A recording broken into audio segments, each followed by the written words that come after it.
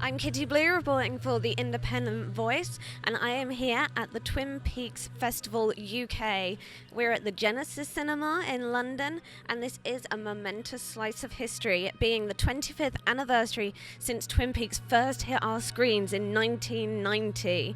Now, the following is as big as ever. We've got loads of people here, we've got guests, we've got interviews, we've got rock throwing. You name it, Twin Peaks, we've got it.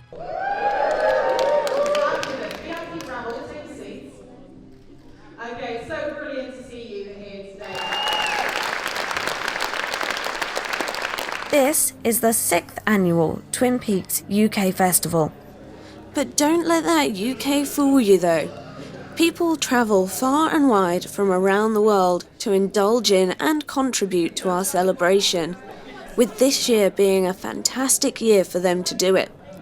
You see, not only has it been 25 years since our beloved show first aired, but 2015 is our first full weekend festival, whereas in previous years we've had but a single day to immerse ourselves in peaky goodness. When I say immerse, I do mean literally. The Genesis Cinema changes into our very own Red Room, adorned with red velvet curtains and black and white chevron floors, a theme in which many fans have adorned themselves in too. Even the smallest of details have been captured, including a nail bar which you can have a single letter placed on, thank goodness not under, your ring fingernail, double R diner style food, and a bar serving David Lynch's signature coffee, donuts and cherry pie all day, and some really rather good Twin Peaks inspired cocktails all night. The festival may give the impression of being purely Twin Peaks based, and although yes, it is the mainstay, but all things Lynchian can be found here. The David Lynch Foundation is prominent, and we have Blue Velvet, Boxing Helena and Fire Walk With Me, as well as Chained, one of Jennifer Lynch's movies, screening too. The fans also get their moment by submitting Lynch-inspired short films as well as artwork to be displayed and available to purchase, a lot of which pays homage to the iconic homecoming photo of Laura Palmer, the murder of whom we got to experience as performed by the Double R Club in a real-sized train car. We conjure now that which happened here, in the old train car, when the thin veneer of this world it wore through to that other place, where darkness walks twixt red velvet, reaches out to embrace all our fears and our pain, for to feed its desires, to send us screaming in shadow or walking in fires. For here a man split in twain, he did murder poor Laura, the homecoming queen, catalyst, the Pandora's box that loosed secrets the town had turned a blind eye to. And Bob crept through the curtains, played nightmare peekaboo, and then gorging himself while he revelled in screams, he left ripples in the deepest river of all our dreams. For here is Bob's playground, here his playpen, where he relives that which was and which shall be again.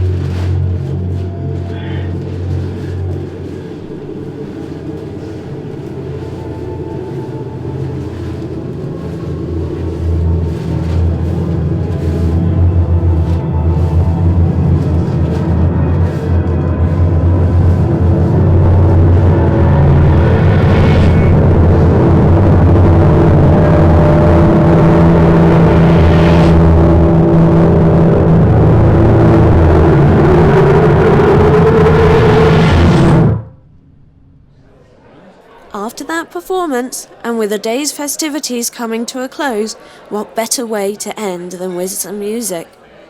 The queues may look long, but they're also incredibly worthwhile. And I can bet my bottom dollar, even those fans who will be wandering their way back along the street, up to the cinema, through the main entrance doors, across the foyer chevrons, back up the stairs, onto the balcony, into the bar, and through those all-important screening room doors, will be agreeing with me on that. Our first musical treat comes courtesy of Mina Tobias, daughter of musician, singer, songwriter, and producer David Alexis, and maid Shin Amick, which is enough of a connection with Twin Peaks alone, but it goes way deeper than that. Mina's music video to her hit Freedom, which was released on the 18th of May 2015, is inspired by the show, as well as Lost Highway, to pay homage to Mr. Lynch, who helped out with the creation of the video itself.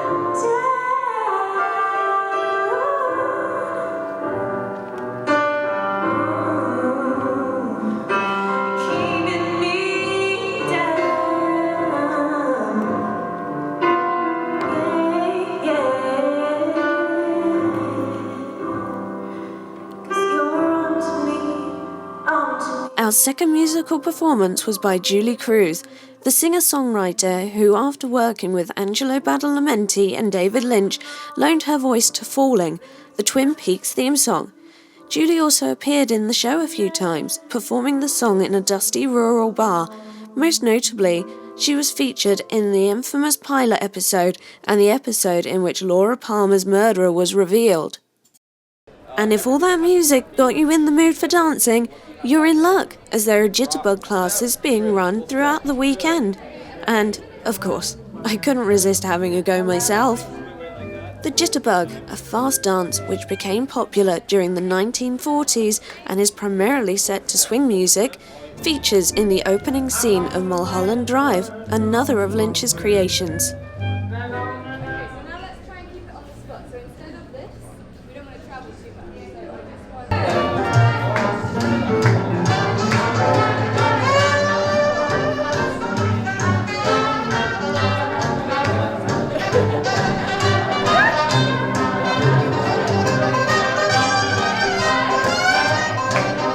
Elsewhere, we have performances by the Double R Club, there's a charity auction, transcendental meditation, as well as screenings of episodes and the pilot of Twin Peaks itself. Let's just say you 110% cannot be bored or find yourself with nothing to do here. Well, unfortunately, that's all we have time for in part 1, but stay tuned for part 2, where we have interviews, cocktails and donut eating.